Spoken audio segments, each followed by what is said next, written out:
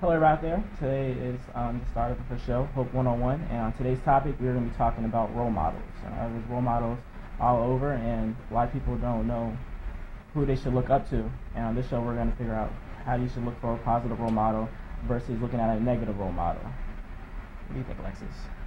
Well, first, my name is Alexis Carrington, and I am the co-host of Hope 101. And what's your name? I'm Terrance. Because for 1 second, I kind of forgot your name because I didn't hear you say your name, so I didn't, know you were.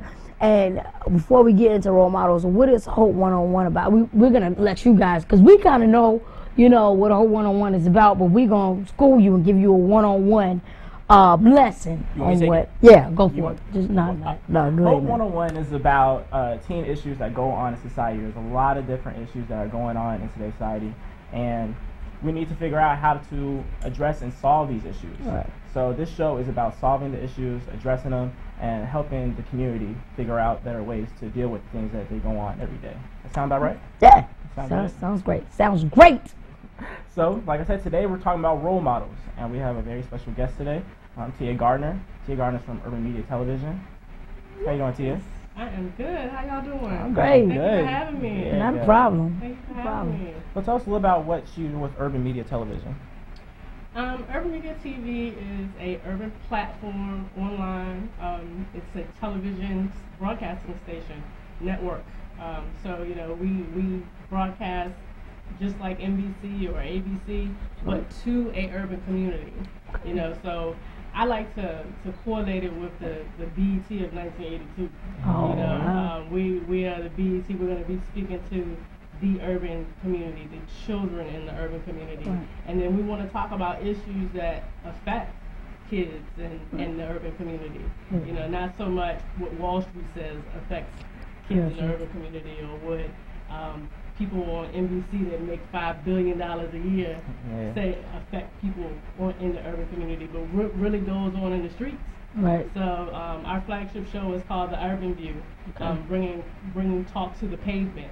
Okay. So we're going out, we're interviewing kids in college, we're interviewing kids with aspirations to go to college, we're interviewing kids that have no idea what college is. That's good. And That's we're good. seeing what they think and what's going on in their lives. So that's Urban Media TV. That's what it do. Great start.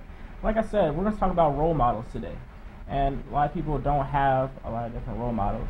So we're going to figure out what does it take to be a role model, and actually what is a role model altogether. So, Alexis, what kind of role models did you have growing up?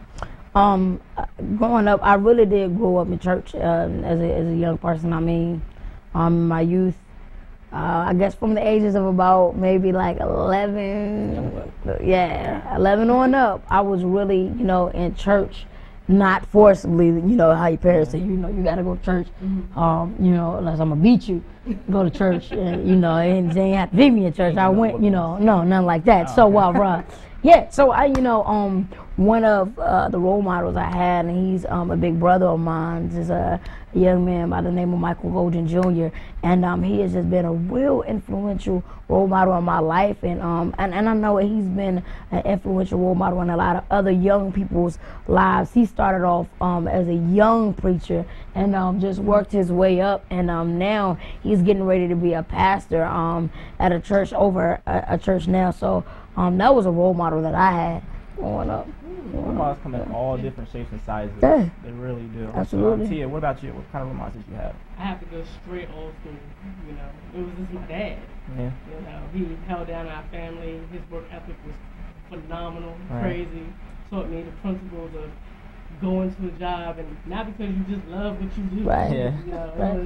You had to provide for your family and come up. Right. So and he's about family, but not only is it about family, he's about community. That's important. He's the kind of person, even in today's society, that will stop on the side of the road and help somebody. Right. Still to this day, and you can't tell him not to do that, Right. because that's who he is.